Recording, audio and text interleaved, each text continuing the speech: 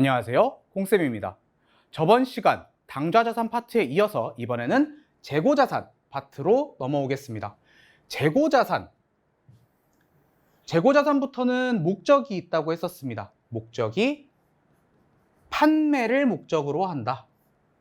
이렇게 표시를 했었어요. 이 판매를 목적으로 한다라는 거는 우리가 상거래를 목적으로 한다라고 생각을 해주시면 되고요. 회계 2급에서는 상품으로 표시합니다. 이 상품이 되게 재밌어요. 상품 예시를 한번 좀 들어볼게요.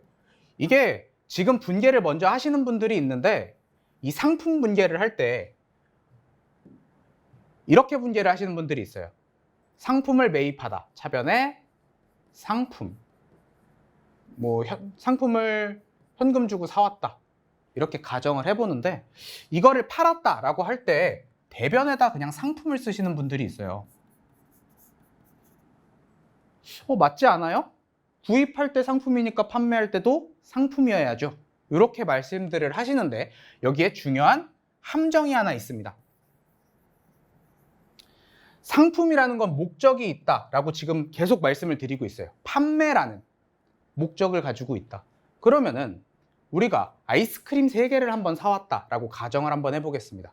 아이스크림 3개.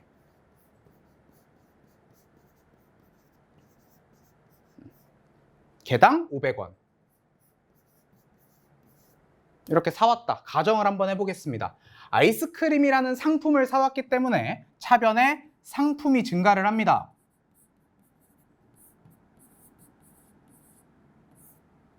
현금 주고 사왔다. 이렇게 가정을 해볼게요.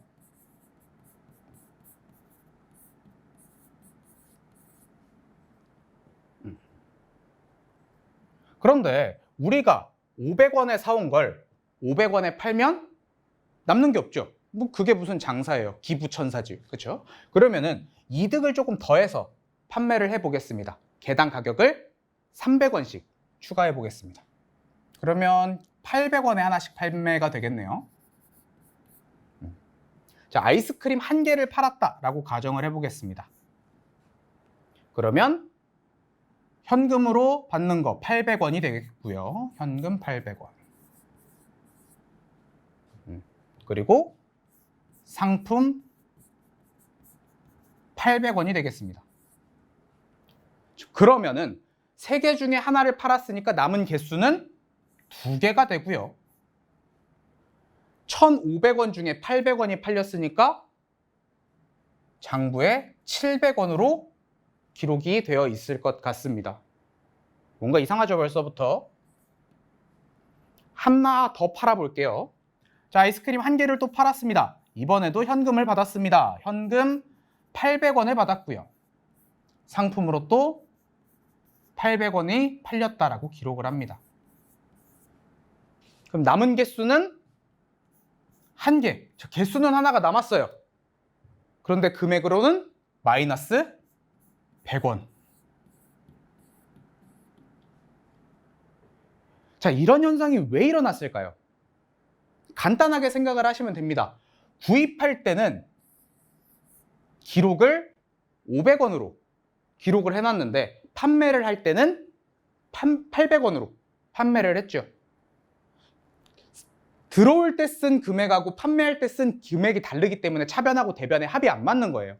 그래서 이런 거를 매출 원가라고 합니다. 매입했을 때 들어온 원가, 판매한 물건의 원가라고 하면 되죠. 얘가 원가가 되고요.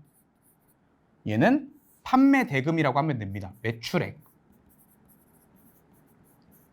그래서 이렇게 하면 장부가 맞질 않잖아요. 그래서 표시를 어떻게 해야 되냐면 상품이 아니고 상품을 매출했다. 그래서 상품 매출로 이렇게 기록을 해주셔야 됩니다. 그래서 여러분들이 대변에다가 상품이라고 쓰시면 절대 안 되는 거예요. 그러면 분계 자체가 되질 않습니다.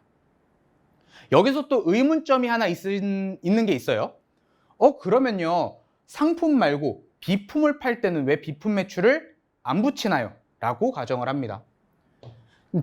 상품이라는 거는 우리가 목적이 있었습니다. 판매가 목적이죠. 그런데 비품이라는 거는 우리 회사의 물건, 즉 사용을 목적으로 구매를 했다. 이렇게 가정을 할 수가 있습니다. 그래서 이 친구는 유형 자산에 들어가겠죠. 목적이 사용이니까요.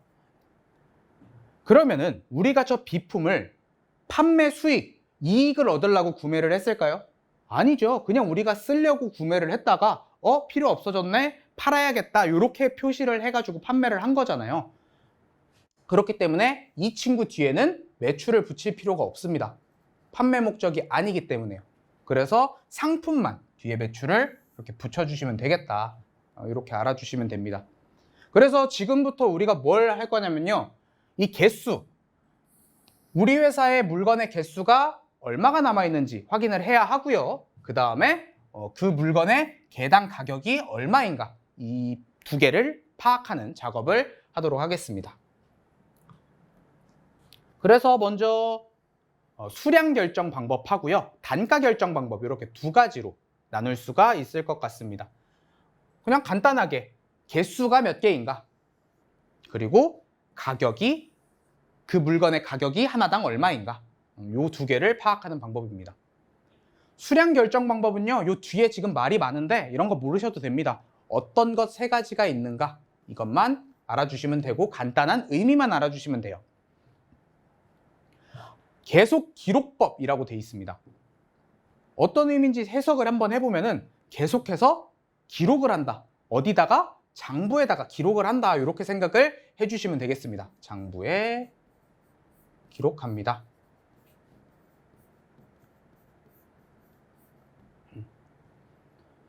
그래서 장부상에 남아있는 재고자산 수량을 기말 재고자산 수량으로 결정. 장부에 있는 것만 보고 하는 겁니다. 하지만 여기서 문제가 발생을 해요. 우리가 직접적으로 눈으로 확인하지 않고 장부에만 기록을 하다 보면은 실제로 물건이 사라졌을 때 확인을 할 수가 없어요. 장부에는 10개라고 적혀 있는데 창고에 가서 확인해 보니까 7개밖에 없었습니다. 이렇게 되는 경우가 발생을 한다는 거죠. 그러면 실지재고조사법은 뭘까요? 말 그대로 실제로 재고를 조사하는 거예요. 창고 가서 오늘 5개가 남아있네요. 5개. 오늘 2개가 들어왔네요. 오늘 7개가 나갔네요. 이렇게 직접적으로 눈으로 세서 확인하는 방법입니다. 이 문제도 단점이 있죠.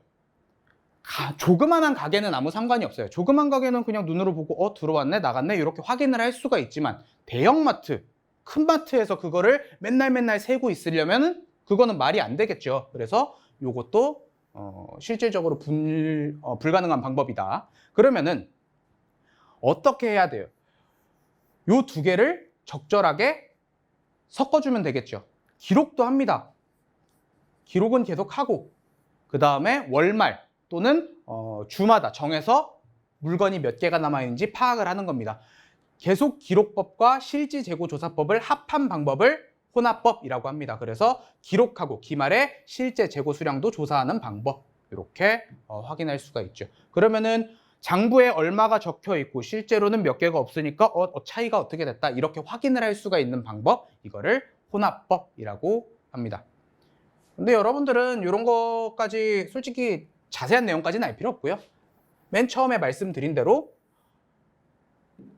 개수를 확인하는 방법에는 계속 기록법, 실지재고 조사법, 혼합법 세 가지가 있다. 이것 정도만 알아주시면 되겠습니다. 그럼 단가 결정 방법입니다. 이 친구는 문제로 나오면 굉장히 힘든 문제인데 그래도 예시는 한번 들어드릴게요.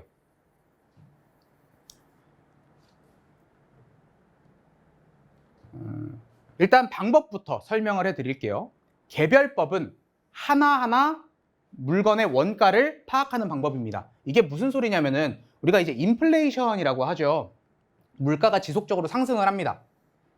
그러면은 1월에 구입한 물건과 2월, 3월, 10월, 12월에 구입한 물건의 원가가 다 다를 수가 있다라는 겁니다.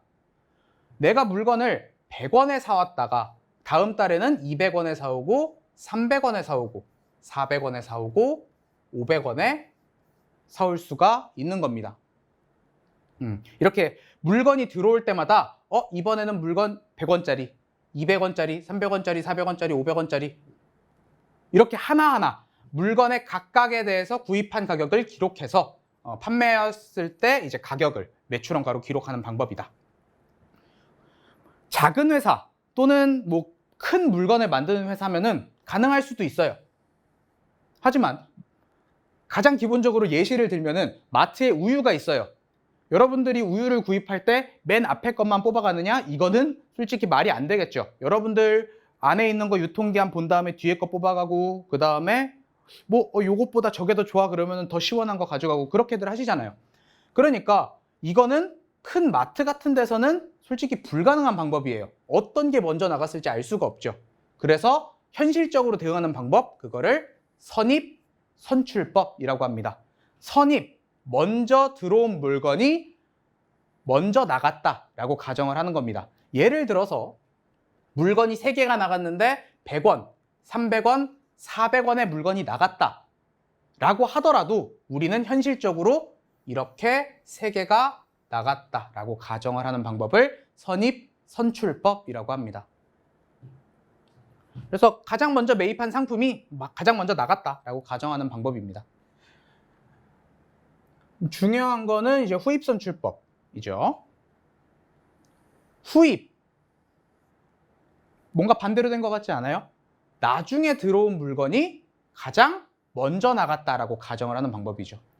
아까 말한 대로 100원, 300원, 400원이 팔렸다라고 가정을 하더라도 우리는 500원, 400원, 300원이 팔렸다. 이렇게 가정을 하는 방법을 후입 선출법이라고 합니다. 그 다음에 이동평균법이 나왔어요. 이동평균법. 이 친구는 매입일 단가를 결정해서 하나의 단가로 통일한다. 이렇게 2개가 있을 땐 이렇게 2개로 평균을 내서 150원의 단가로 맞추고요. 이렇게 3개가 있을 때는 3개의 평균을 내서 200원의 평균을 맞춘다. 이렇게 가정을 하는 방법을 이동평균법이라고 합니다. 굉장히 계산 방법이 복잡하고요. 여러분들 회계 2급 시험에는 절대 나오지 않는 방법이다 라고 생각을 해주시면 될 것 같습니다. 마지막 평균법입니다. 재고자산의 가격을 하나로 통일하여 계산하는 방법. 이렇게 전체를 합쳐서 통일하는 방법입니다. 100원, 200원, 300원, 400원, 500원 총 1,500원을 나누기 5를 해서 하나당 단가를 300원으로 맞추는 방법. 요거를 총평균법이라고 합니다. 계산 굉장히 어려워요. 여러분들이 들어왔을 때 얼마다, 나갔을 때 얼마다, 얘가 먼저 나갔으니까 원가는 얼마다, 이런 식으로 계산을 해야 하는데, 솔직히 말해서 어느 정도 회계가 익숙해지지 않으신다면은 이거는 최고 나중에 하시는 거를 추천드리겠습니다. 이거는 지금 하셔야 별로 도움이 안 되고요. 여러분들이 외우셔야 되는 거는 이 방법, 단가 결정 방법 정도만 좀 알아주시면 될 것 같아요. 요거. 어떤 종류만 있는지 이렇게만 확인을 해주시면 돼요. 위에 지금 보시면은 개수 확인 방법에는, 즉 단가 결정 방법에는 계속기록법, 실질재고조사법, 혼합법 이렇게 3가지가 있다라고 나와 있고요. 단가 결정 방법에는 개별법, 선입선출법, 후입선출법, 이동평균법, 총평균법 이렇게 있다라고 가정이 나오죠. 그럼 시험 문제에는 이렇게 3개에다가 이 중에 하나를 뽑아서 방법이 다른 하나는 이런 식으로 문제를 내게 되어 있습니다. 그래서 각각 파트에 어떠한 방법이 있는지 알아주시면 되는데, 제일 중요한 거는 이 친구입니다. 이 친구는 위에 있어도 어색하지가 않아요. 기록을 할 때 개별로 기록을 한다라고 해도 정확한 개념을 알지 못하면은 헷갈릴 수가 있다는 말이죠. 그래서 개별법이 단가 결정 방법에 들어가 있다. 이거 정도는 기억을 해주시고요. 그래도 기억이 안 되면 선입선출법과 묶어서 개선, 이런 식으로 외워서 개별법은 선입선출법과 한 세트다. 이런 식으로라도 외워주시는 게 시험 문제 푸시는 데는 도움이 될 것 같습니다. 요거 활용하는 거는 밑에 파트 들어가가지고 우리 상품 T자라고 있어요. 그거 할 때 한 번 더 확인을 해드리도록 하겠습니다.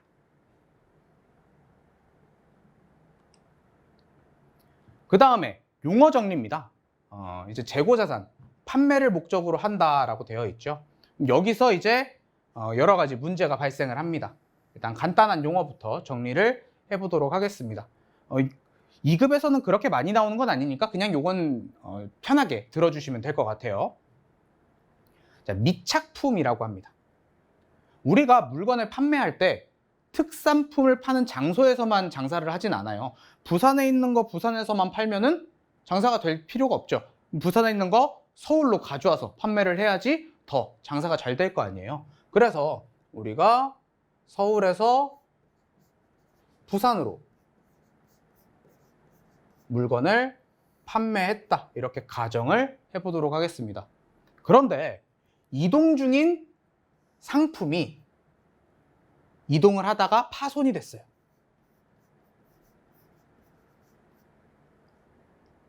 서울에서 판매를 했고 부산에서 매입을 했습니다. 그렇다면 이 파손된 물건은 누구의 잘못일까요? 이런 거를 정하는 게 이 조건이라고 생각을 하시면 됩니다. 그래서 이렇게 아직 도착하지 못한 물건을 미착품이라고 합니다. 회계에서 이제 미자는 뭐뭐 하지 않다라고 가정을 하시면 돼요. 그래서 나중에 뭐 미지급금이라고 하면 지급을 하지 않은 금액, 미수금 하면 아직 지급을 받지 못한 금액, 이렇게 생각을 해주시면 되고요. 얘는 도착을 하지 않은 상품, 이렇게 가정을 해주시면 되겠습니다. 그러면 이제 조건을 걸어야겠죠. 우리가 거래 계약을 할 때 조건을 거는 거예요. 이렇게 아직 도착하지 않은 물건이 아직 판매자의 물건일까? 아니면 물건을 구입한 사람의 물건일까? 이걸 정하는 게 도착지 인도 조건, 그리고 선적지 인도 조건, 이렇게 구분을 해놨습니다. 용어도 좀 헷갈리게 만들어놨죠. 도착지 인도 조건이라는 거는 이 물건이 실질적으로 도착을 해야지 매입자, 구매자의 물건이 되는 겁니다. 이게 도착지 인도 조건이에요. 아직 운송 중인 경우에는 아직 얘 거예요. 반대로 선적, 이거는 이제 배에 실다라는 소리거든요. 선적지 인도 조건이라는 거는 물건을 실어주기만 하면은 그때부터는 매입자, 구매한 사람의 책임이 되는 이러한 조건을 우리 이제 미착품, 도착지 인도 조건, 선적지 인도 조건, 이렇게 생각을 해주시면 되겠습니다. 그리고 이렇게 또 3개가 한 세트입니다.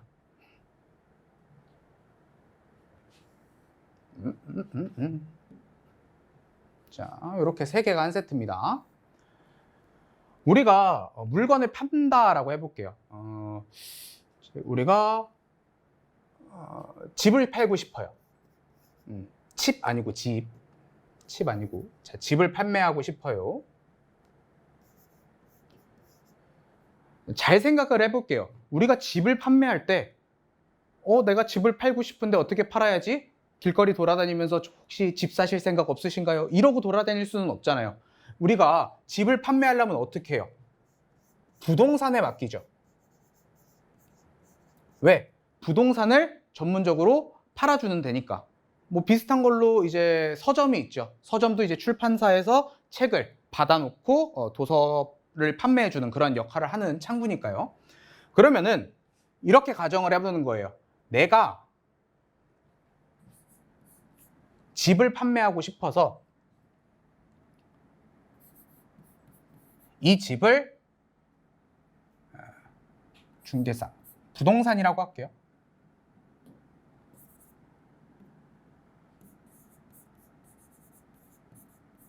이렇게 가정을 했을 때 여기에 위탁자, 수탁자, 위탁품이 전부 다 나왔다, 이렇게 가정을 할 수가 있습니다.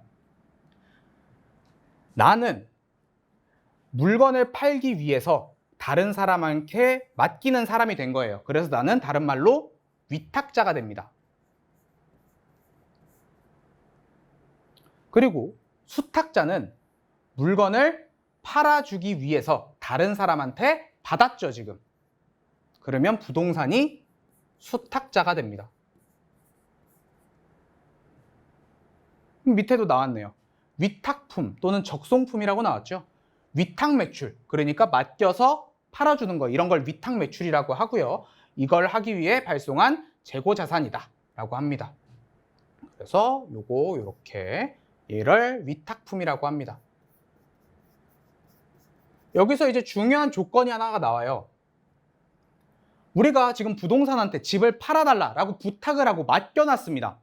그런데 부동산이 아직 집을 안 팔았어요. 이럴 때 판매를 했다라고 가정을 할 수 있을까요, 내가?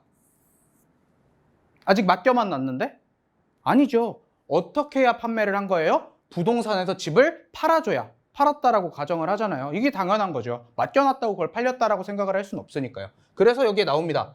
수탁자가 부동산이 판매를 하기 전까지는 위탁자의 재고자산에 아직은 포함되어 있어야 합니다. 이게 굉장히 중요해요. 이걸로 이제 시험 문제에 나중에 많이 내는데 아직은 나올 일이 거의 없으니까 괜찮고요. 마지막 이제 시송품. 여러분들 인터넷 주문 같은 거 많이 해보셨을 때 그 인터넷으로 물건 같은 거 많이 사시죠. 그럴 때 구매 확정 버튼을 눌러주세요. 그런 거 보신 적 있죠? 구매 확정을 하기 전까지는 아직 판매되지 않았다. 뭐 이런 문구들을 보셨을 거예요.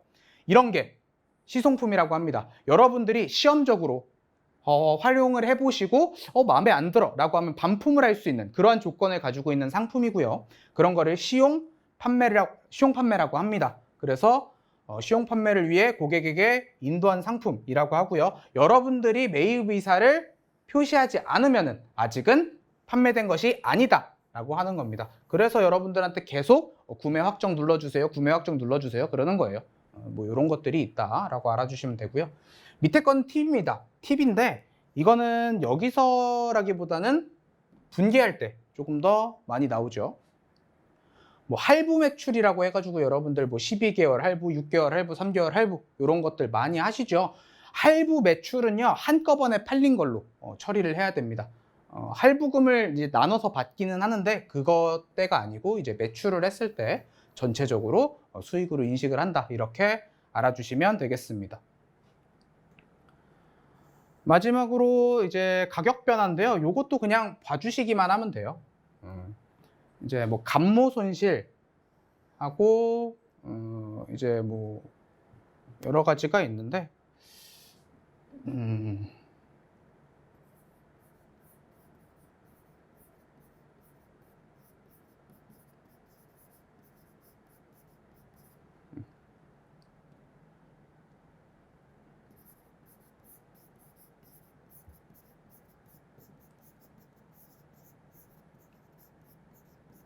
자, 이러한 것들이 있습니다. 이것도 그냥 봐두기만 하세요. 이거 그렇게 2급에선 중요하지 않아요. 자, 감모라는 거는 불량이 났다라고 생각을 하시면 돼요. 우리가 물건을 만들다가 불량품이 나왔어요. 아니면 뭐 파손이 됐어요. 이런 것들, 이런 것들을 재고자산 감모 손실이라고 합니다. 그냥 불량품이라고 생각하시면 돼요. 그런데 여기서 지금 말하는 정상적인 것과 비정상적인 것이 있어요. 이게 무슨 뜻이냐면은 여러분들이 그 기계 장치를 돌린다 이렇게 한번 가정을 해볼게요. 라면을 만드는 공장이 있다. 그런데 우리가 막 물건을 사다 보면은 라면에 스프가 2개가 있고 어떤 건 라면에 스프가 없는 경우가 있고 이런 경우가 있어요. 이게 왜 그러냐면은 기계 장치가 굉장히 정밀하다 이렇게 가정을 하더라도 0.001초의 차이는 있을 수도 있어요. 그러면 그 0.001초의 차이가 모이다 보면은 결론적으로 1초가 되겠죠. 그러면은 1초마다 불량품이 발생을 하는 거예요. 그 1초가 모일 때마다. 그러면은 이거는 기계장치 때문에 어쩔 수 없이 발생하는 불량품이잖아요. 그래서 이거는 정상적 감모 손실이라고 하고요. 물건값에 그냥 가산을 합니다. 그러면 이제 비정상적인 건 뭐냐면은 직원의 실수 같은 걸로 그냥 불량품이 발생을 하는 거예요. 이런 거는 회피할 수 있죠. 그런데 실수로 인해서 발생을 한 거기 때문에 영업의 비용으로 처리한다 이렇게 생각해 주시면 되겠습니다. 그리고 이거는 가격 하락인데요. 이거는 여러분들 스마트폰 생각하시면 될 것 같아요. 스마트폰의 가격이 확 떨어지는 기간이 있습니다. 그게 언제일까요? 다음 버전이 나왔을 때 확 떨어지죠. 우리가 새 버전이 나오고 새 버전이 나오면은 전 버전은 당연히 싸질 수밖에 없어요. 왜? 가치가 하락했으니까요. 이런 거를 그냥 평가 손실이라고 합니다. 근데 이런 거 그냥 의미만 알고 있으면 돼요. 재고자산 감모 손실은 불량품이 발생했다. 재고자산 평가 손실은 가치가 떨어졌다. 이 정도만 알아주시면 될 것 같습니다. 지금 이제 재고자산 파트가 하나가 더 남아 있는데 다음 파트가 가장 중요한 파트거든요. 살짝 보여드리기만 하면은 재고자산의 판매라고 해가지고 지금 별 표시 되게 많이 붙여놨죠. 요거를 활용해서 여러분들이 문제를 굉장히 많이 풀어볼 겁니다. 요거는 회계 1급, 세무 2급까지 여러분들이 계속해서 활용할 거기 때문에 다음 파트는 굉장히 집중을 하셔서 들어주셔야 될 것 같습니다. 그러면은 다음 파트에 재미난 문제까지 한번 활용을 하면서 여러분들한테 보여드릴 테니까 다음 파트 꼭 들어주시면 감사하겠습니다. 그럼 인사드리겠습니다.